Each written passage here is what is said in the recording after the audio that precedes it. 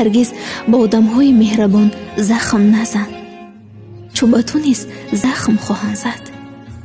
ман дар муқобили хубиҳои яктарафа ҳаргиз эҳсоси ҳимоқат намекунам, чун хуб будан бароям одат шудааст. вале ман аз сари эҳтиёҷам меҳрубон нестам.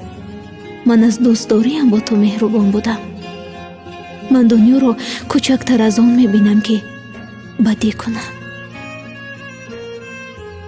акнун ман худам интихоб кардам ки набинам, нашнавам ва барои худ наёварам, то аз ин ба баъд бидуни ту хуш бошам. аз куҷо ин ҳама ошиқат шудам?